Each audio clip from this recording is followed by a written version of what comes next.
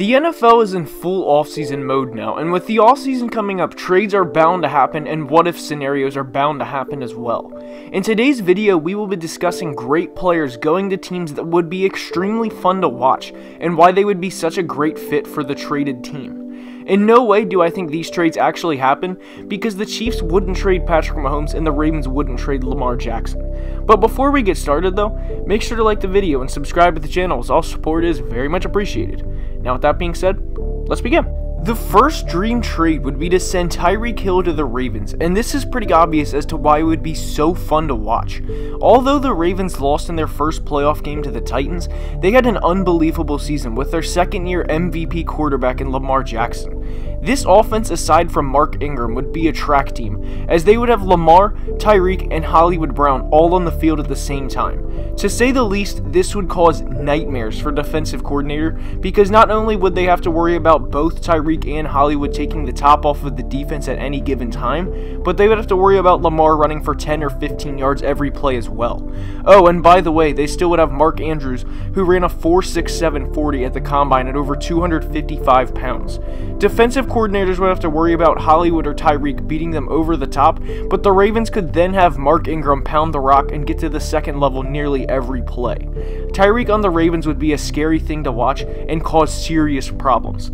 The next trade that would be very fun for NFL fans would be Julio Jones to the Chiefs. Julio Jones is one of, if not the best receiver in the entire NFL. Whether you think he's the best or another receiver is a different discussion, but Julio Jones on the Chiefs would be absolutely insane. The Chiefs just won the Super Bowl and put up 117 points in 3 playoff games, which equates to 39 per game. Adding a weapon like Julio Jones in this offense would stress everybody out that's not a Chiefs fan. On this offense alone at one time would be Patrick Mahomes, Tyreek Hill, Travis Kelce, Mecole Hardman, and Julio Jones.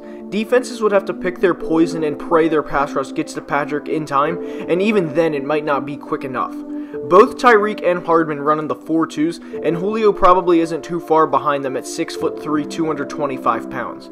If a defense was to double team Julio, Tyreek, or Travis, which one would you pick? There would be even more records set with this offense, and I truly think Patrick would throw for 60 touchdowns with Julio on the field. I would also imagine Andy Reid could scheme something up to get Julio more touchdowns than what he is currently getting in Atlanta as well. Lining up Julio Jones and Travis Kelce on one side of the field and Tyreek Hill and Mecole Hardman on the other is a lot of stress to even think how this would be handled by opposing defensive coordinators.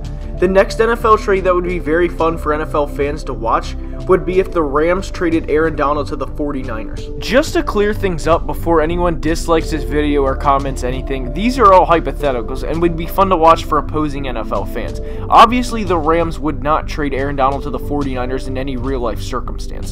Aaron Donald on this defense would be absolutely insane, as the defensive line would consist of Nick Bosa, Eric Armstead, assuming he re-signs, DeForest Buckner, and Aaron Donald.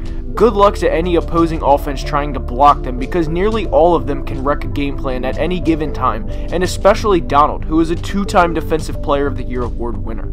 Donald is the best interior defensive player in football and would only add to the best defense in football. The 49ers would dismantle any offense with this, and the only way to beat this team would be to have a bunch of trick plays or misdirections or short quick passes or things of this nature, because trying to go straight at them would not end well for nearly any offense. Throwing deep balls and waiting for plays to develop with slow play action passes just would not be a reality with both Aaron Donald and Nick Bosa on the defensive line. The next player that would be fun for NFL fans to watch would be Odell Beckham to the Saints. Drew Brees, Alvin Kamara, Odell Beckham, and Michael Thomas all on the field at one time. Do I need to say any more? Not only would Odell, Alvin, and can't guard Mike have some electric touchdown celebrations, but Odell is from Louisiana originally.